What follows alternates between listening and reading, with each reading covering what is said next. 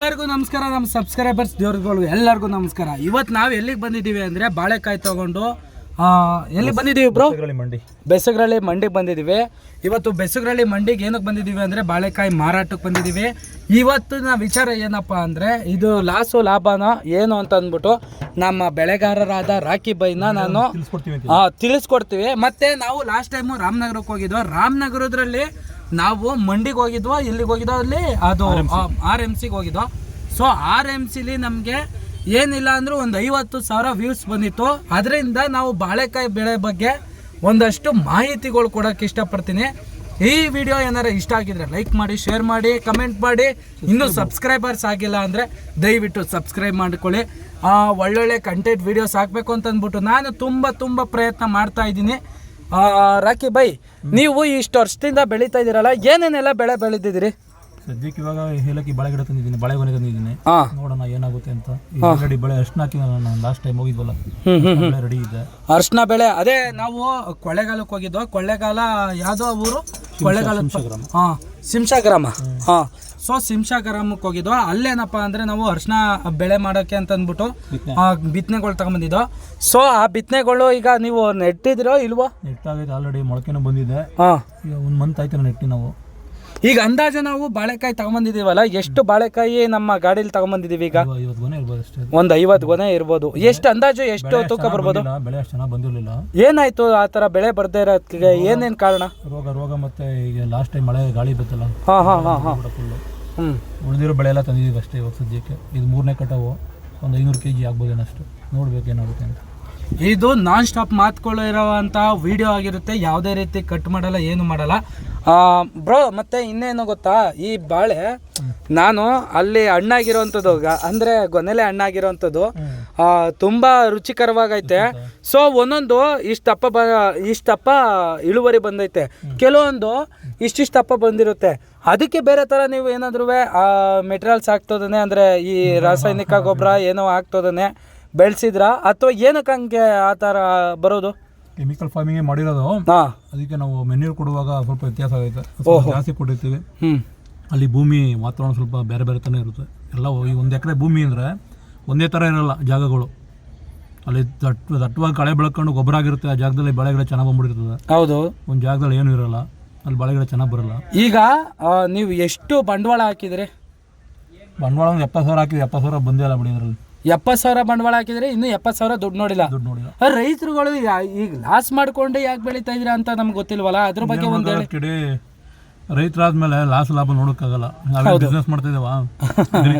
ಇದಕ್ಕೆ ಆರಂಭ ಅಂತ್ಯನೇ ಇಲ್ಲ. ಲಾಸ್ ಆಗಲಿ ಲಾಭ ಆಗಲಿ ಮಾಡ್ತಾನೆ ಇರಬೇಕು. ಹೌದು, ದೇವ್ರು ಕೊಡ್ತಾನೆ ಯಾವುದೋ ದಿನ. ಈಗೆಲ್ಲ ರೈತರು ಮಾಡ್ತಾ ಇರೋ ದುಡ್ಡುಗೋಸ್ಕರ ಎಲ್ಲ ಕಿಡೆ ಹೊಟ್ಟೆ ಇಟ್ಟು ಬಟ್ಟೆ. ಹೌದು, ಈಗ ನೋಡಿದ್ಯಾ ಹಳ್ಳಿಲಿ ದುಡ್ಡು ಮಾಡಿ ಎಷ್ಟು ಜನ ಇದಾರಪ್ಪ?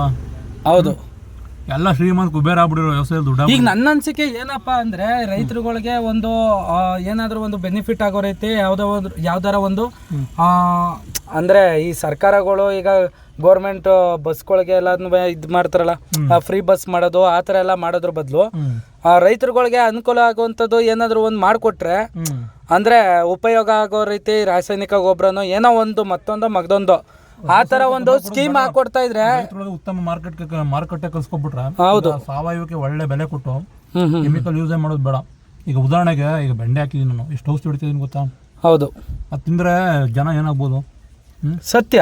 ಆ ಕೆಮಿಕಲ್ ಹೊಟ್ಟೆ ಹೋದ್ರೆ ಏನಾಗ್ಬೋದು? ಈಗ ಉದಾಹರಣೆ ನಾನು ತಿನ್ನಲ್ಲ ಅದನ್ನ. ಹೌದು, ಸಪ್ರೇಟ್ ಒಂದು ಪಡ ಬಿಟ್ಕೊಂಡಿದ್ದೀನಿ, ಅದ್ ಮಾತ್ರ ನಾವು ತಿಂತೀವಿ. ಅಂದ್ರೆ ನೀವು ರಾಸಾಯನಿಕ ಗೊಬ್ಬರ ಹಾಕ್ಬಿಟ್ಟು ನೀವೇನು ಮನೇಲೆ ಆಗುವಂತ ರಾಸಾಯನಿಕ ಗೊಬ್ಬರಗಳು ಇರ್ತದೆ ಅಂದ್ರೆ ಈ ಅವು ಇವು ಅಂತ ಅಂದ್ಬಿಟ್ಟು ಯಾವ್ದು ಗೊಬ್ಬರ ಇರ್ತವೆ, ಮನೇಲೆ ಗೊಬ್ಬರ ಆಗುವಂತ ಮಾತ್ರ ಬೆಳ್ಕೊಂತ ಇಳುವರಿ ಕಮ್ಮಿ ಬರುತ್ತೆ. ಹೌದು, ಅದಕ್ಕೆ ಇಳುವರಿ ಕಮ್ಮಿ ಬರೋದ್ರಿಂದ ಬೆಳೆ ತುಂಬಾ ಕಮ್ಮಿ. ಅದಕ್ಕೆ ಬೆಲೆನೂ ಜಾಸ್ತಿ ಕೊಡ್ಬೇಕು. ಅವಾಗ ಇದ್ದಾಗ ಮಾತ್ರನೇ. ಹೌದು, ಸಾವಯವ ಕೊಯ್ತಾರೆ ರೈತರುಗಳು, ಇಲ್ಲ ಅಂದ್ರೆ ಕೆಮಿಕಲ್ ಫಾರ್ಮಿಂಗ್. ಬನ್ನಿ ಬ್ರೋ, ನೀವು ಇಲ್ಲೇ ಕುತ್ಕೊಂಡು ಮಾಡ್ತಾ ಇರಿದ್ರೆ ಸ್ವಲ್ಪ ಅದ್ರ ಬಗ್ಗೆ ಗೊತ್ತಾಗಲ್ಲ. ನಿಮ್ಮ ಬಾಳೆ ಹಾಕೊಂಡು ಬಂದಿರೋದ್ರ ಬಗ್ಗೆ ಇನ್ನೊಂದು ಸ್ವಲ್ಪ ಮಾಹಿತಿಗಳು ಹೇಳಿ ಬ್ರೋ. ಏನಕ್ಕೆ ಈ ಥರ ಮುಚ್ಕೊಂಡು ಬಂದಿರೋದಲ್ಲ, ಅಲ್ಲಿ ಸತ್ತೆ ಕೇಳ್ತಾರೆ ಬಾಳೆ ಗಿಡದ ಗೊನೆ ಮಡಗತ್ತೆ. ಓ, ಬಾಳೆ ಗೊನೆ ಕಾಣ್ತಿಲ್ಲ ಬಿಡು ಹೊರಗಡೆ. ಅಷ್ಟು ದಟ್ಟವಾಗಿ ಹಾಕೊಂಬಂದಿದ್ದೀರಿ, ಏನು ಎಫೆಕ್ಟ್ ಆಗಬಾರ್ದು ಅಂತ ಅಂದ್ಬಿಟ್ಟು. ಸೊ ಈ ಮಾರ್ಕೆಟ್ಗೆ ಅಂದರೆ ಈ ಮಂಡಿಗೆ ಎಷ್ಟು ದಿವಸದಿಂದ ಆಗ್ತಾಯಿದ್ರಿ, ಎಷ್ಟು ದಿವಸದಿಂದ ಆಗ್ತಾಯಿದ್ರಿ, ಆಗ್ತಾನೆ ಇರ್ತೀರ? ಇನ್ನೇ ಕ್ಲೋಸ್ ಆಯ್ತಲ್ಲ ಲಾಸ್ಟು. ಇದು ಲಾಸ್ಟಾ? ಇನ್ನೊಂದು 2 ಸಲ. ಎಷ್ಟು ಎಕರೆಗೆ ಹಾಕಿದ್ರಿ ಬ್ರೋ? 20 ಗುಂಟೆ ಹಾಕಿದ್ವಿ, 600 ಗಿಡ ಹಾಕಿದ್ವಿ. 600 ಗಿಡ? ಅದರಲ್ಲೆಲ್ಲ 300 ಗೊನೆ ಬಂದೈತೆ. ಹಾಂ. ನಮ್ಮಮ್ಮ ಒಂದು 2 ಟನ್ ಇಳುವರಿ, ಖರ್ಚು ಒಂದು 70,000 80 ಸಾವಿರ ಆಗೈತೆ. ಲಾಭ ಅಂತ ನೋಡಿಲ್ಲ ಬಿಡ, ಒಂದು 30,000 ರೂಪಾಯಿ ಲಾಭ ಬಂದಿರುತ್ತೆ. ಲಾಭ ಅಲ್ಲ, ಗಂಟು ದುಡ್ಡು ಬಂದೈತೆ. ಈಗ ಎಲೆ ಕೊಟ್ಟರೆ ಅಲ್ಲಿಗೆಲ್ಲ ಮ್ಯಾನೇಜ್ ಆಗುತ್ತೆ. ಬನ್ನಿ ಬ್ರೋ, ಮಂಡಿ ಹತ್ರ ಹೋಗಿದ್ದು ಬರೋಣ. ನೋಡಿ, ಇದು ಬೆಸುಗ್ರಳ್ಳಿ ಮಂಡಿ. ಎಲ್ಲ ಬೆಸುಗ್ರಳ್ಳಿ ಮಂಡಿಲಿ ಎಲ್ಲನೂ ನೇತಾಕವ್ರು ನೋಡಿ, ಬಾಳೆಗೊನೆ. ಎಷ್ಟು ಇದು? ಫಸ್ಟ್ ಕ್ಲಾಸ್ ಗೊನೆವೆಲ್ಲ, ಎಲ್ಲ ಫಸ್ಟ್ ಕ್ಲಾಸ್ ಗೊನೆಗಳು. ತುಂಬ ಚೆನ್ನಾಗಿ ವ್ಯವಸ್ಥೆ ಮಾಡಿರ್ತಾರೆ, ರೋಗ ಬಿದ್ದಿರಲ್ಲ. ಟಾಪ್ ಕ್ವಾಲಿಟಿ ಗೊನೆವೆಲ್ಲ, ಟಾಪ್ ಕ್ವಾಲಿಟಿ ಗೊನೆಗಳು. ಪಚ್ಚಬಾಳೆಹಣ್ಣು ಏನು ರೇಟು ಈಗ? ಚುಕ್ಕಿ ಬಾಳೆ ಬ್ರೋ, ಈ ಚುಕ್ಕಿ ಬೆಳೆಗೂ ಮತ್ತು ಇದಕ್ಕೂ ಏನು ಡಿಫ್ರೆಂಟು? ಬೆಳೆ ಬೆಳಿಬೇಕಾದ್ರೆ ಲಾಸ್ಟ್ ಟೈಮ್ ಬೆಳೆದಿರ್ಲಿಲ್ವಾ? ಹಾಂ. ಬೆಂಗಳೂರು ತಗೊಂಡೋಗಿ RMC. ಲಾಸ್ಟ್ ಟೈಮು ನೀವು ಇದು ಲೈಲ್ಯಾಂಡ್ ಮಾಡ್ಕೊಂಡು ತಗೊಂಡೋಗಿದ್ರಲ್ಲ, ಅದ್ರ ಬಗ್ಗೆ ಹೇಳಿ. ಈಗ ನಾನೇನು ಕೇಳ್ತಾ ಇರೋದು ಅಂದರೆ, ಇದಕ್ಕೂ ಏನು ವ್ಯತ್ಯಾಸ ಬೆಳೆ ಮಾಡೋದ್ರಲ್ಲಿ? ಇದು ಏಲಕ್ಕಿ ಬಾಳೆ ಬೆಳೆದ್ರೆ ಮತ್ತೆ 7 ವರ್ಷ ಬೆಳಿಕಾಗಲ್ಲ, ಕುಳೆ ತಗೋಬೋದು ಅಷ್ಟೇ. ಇದು ಆ ಥರ ಅಲ್ಲ, ಪ್ರತಿ ವರ್ಷ ಬೆಳಿಬೋದು ಭೂಮಿಲಿ. ಪ್ರತಿ ವರ್ಷ ಬೆಳಿಬೋದು? ಪ್ರತಿ ವರ್ಷ ಬೆಳಿಬೋದು. ಅಂದಾಜು ಎಷ್ಟು kg ಗಂಟ್ಲುವೆ ಇದನ್ನ ಇಳುವರಿ ತೆಗಿಬೋದು? 70 kg ಗಂಟ್ಲುವೆ.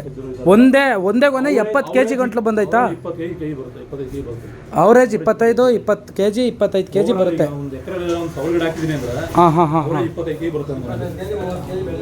ಹಾಂ. ಈ ಮದ್ರಂಗ ಇದೆಲ್ಲ ಏನು ರೇಟ್ ಐತೆ ಬ್ರೋ ಇವತ್ತು? ಅಣ್ಣ ಈ ಸೈಡ್ ಬರಲ್ಲ, ಮದರಂಗ ಈ ಸೈಡೆಲ್ಲ ಬರಲ್ವಾ? ಹಾಂ. ಯಾವ್ಯಾವ ಬಾಳೆ ಐತೆ, ಯಾವ್ಯಾವ ಜಾತಿ ಬಾಳೆ ಐತೆ ಅಂತ ಅಂದ್ಬಿಟ್ಟು ಹೇಳಿ ಅಣ್ಣ. ಯಾವ್ಯಾವ ಜಾತಿ ಬಾಳೆ ಐತೆ ಅಣ್ಣ? ಏಲಕ್ಕಿ ಬಾಳೆ, ಪಚ್ಚಬಾಳೆ, ನೇಂದ್ರ ಬಾಳೆ, ಪೂಜೆ ಬಾಳೆ, ರಸಬಾಳೆ, ಆಮೇಲೆ ಬೂದ್ ಬಾಳೆ, ಒಂದು 6 ಥರ ಐತೆ. ಜಾಸ್ತಿ ಕಷ್ಟವಾದದ ಬೆಳೆ ಇದರಲ್ಲಿ ಯಾವ ಜಾತಿ ಬೆಳೆ? ಯಾವ್ದು ಇದೆ? ಏಲಕ್ಕಿ, ಪಚ್ಚಬಾಳೆ. ಏಲಕ್ಕಿ ಪಚ್ಚಬಾಳೆನೇ ಕಷ್ಟ. ಔಷಧಿ ಹೊಡಿತಾ ಇರ್ಬೇಕಾ ಇವಕ್ಕೂ? ರೋಗ ಬರ್ತಾ ಇರುತ್ತದೆ. ಹಾಂ. ರೋಗ ಬಂದಾಗ ಪಾಸ್ ಆದ್ರೂ ಆಗ್ಬೋದು, ಫೇಲ್ ಆದ್ರೂ ಆಗ್ಬೋದು.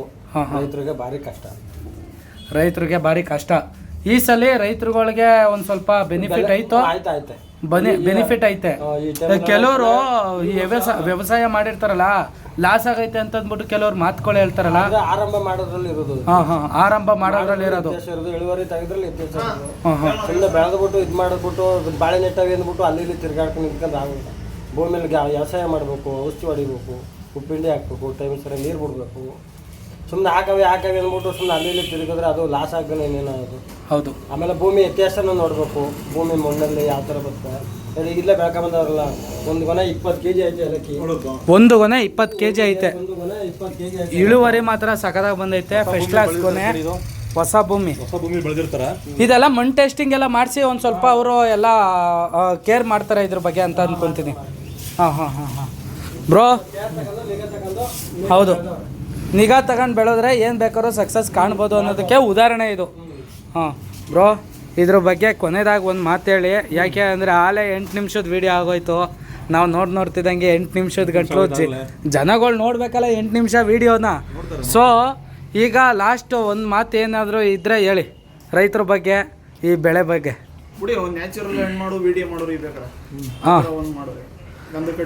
ಗಂಧದ ಕಡ್ಡಿ. ಓ, ಇಲ್ಲೇ ಒಳಗೆ ಆಯ್ತಾ?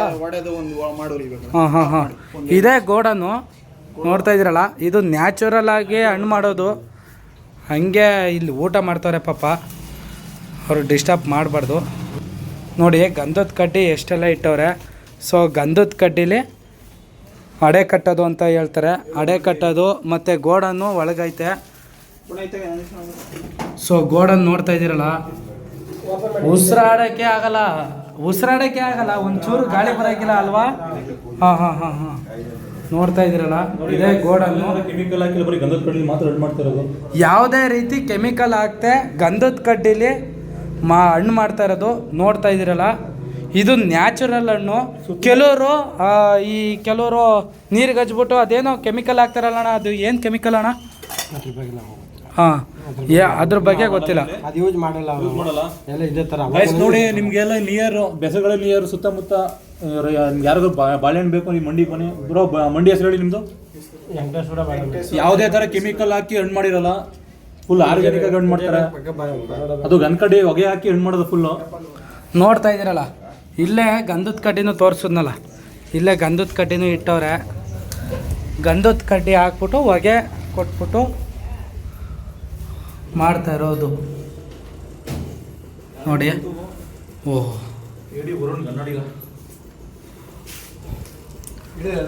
ಓಕೆ ಗಾಯ್ಸ್, ಇದೇ ಥರ ಕಂಟೆಂಟ್ಗಾಗಿ ನಮ್ಮ ಪೇಜ್ನ ಫಾಲೋ ಮಾಡ್ಕೊಳ್ಳಿ ಅಂತ ಹೇಳ್ತಾ ನೆಕ್ಸ್ಟ್ ವಿಡಿಯೋದ್ರಲ್ಲಿ ಸಿಗೋಣ. ಓಕೆ ಬಾಯ್.